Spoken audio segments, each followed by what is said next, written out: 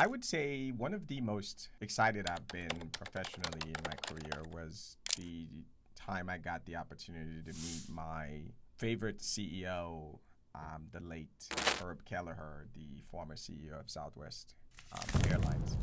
I was at this hunt.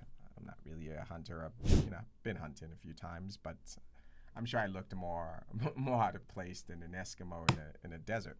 But I remember the interaction. Of course, I was eager to ask him these questions, hoping for these profound answers from him. And I got my shot. I was during the skeet shooting contest, and he was a heavy smoker. And I asked him this question about, what's your secret to why service at your organization is so great? And I asked it in the most clumsy way because I really was geeked to meet him. And, he took one puff of his smoke and gave me one of those, it's not hard. I just leave it up to my people. And then, didn't want to talk about work anymore. But what I got from it is, in the end, man, their service was legendary. His whole secret came to a very simple formula. He just trusts his people implicitly. And before you think that's just, some cliche, no, he was not that kind of person at all. There's this legendary story. There was this woman who was a frequent flyer of Southwest. She would fly and she would complain. She would write into customer service. She hated this. She didn't like that. She didn't like how unprofessional they were. She wished they had a better dress code, on and on and on. She wanted assigned seating. And eventually, customer relations had enough of it, and they forwarded it up to Herb Kelleher at the time. He was the CEO. And apparently, he took 60 seconds, and he replied, "Dear Miss Crabapple, we will miss you. Love, Herb." Period.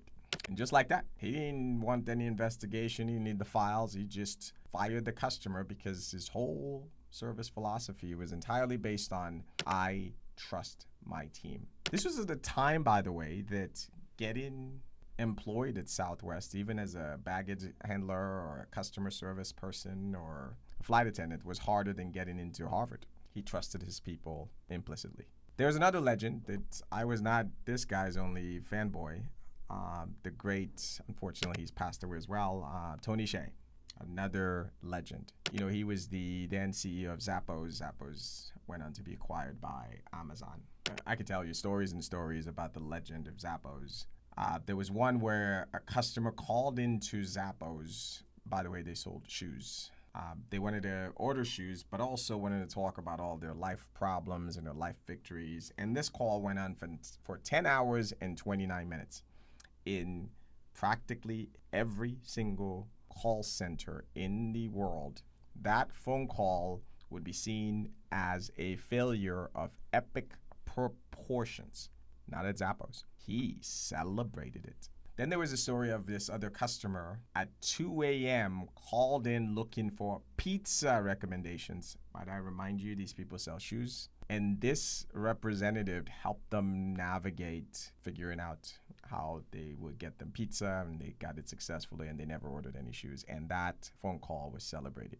It paid off. Zappos was one of the most loved brands at the time, and their service ratings was through the roof. Their customer loyalties was through the roof. Zappos was so legendary that you did not need to come up with the scheme of pretending to like hunting to meet Tony Shea. If you ran a contact center or call center in the mid 2000s, you took a pilgrimage to go see Zappos to learn from them, or what the hell were you actually doing? I took my team to Vegas. The tour was led by the late Tony himself. And in the midst of this conversation, there's people always asking questions, how do you do this, etc. And someone had asked him what their secret was, because everyone's like, why you guys are so great. And I can't quote what exactly he said, but he gave a very long answer. But the core of it was, he has a very unconventional process on who he allowed to work in his damn call center, was what he basically said. And then he said, as long as he nailed that part right and they don't mess with hiring the best people, then nothing else mattered. The policy didn't matter, who was the manager, none of that mattered. It was all people. Two legendary customer service leaders. Legends. And their formula is very simple. People. I find great people and I trust them. I trust them implicitly. You know what that means? That means you trust them to even make a mistake. You don't second guess them. You should ask yourself how you feel about people in your organization. Do you trust your people implicitly?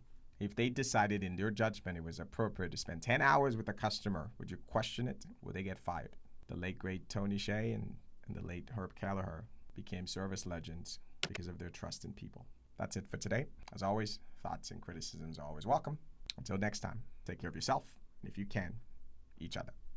I'll talk to you soon. You've been listening to an Amos Talks production.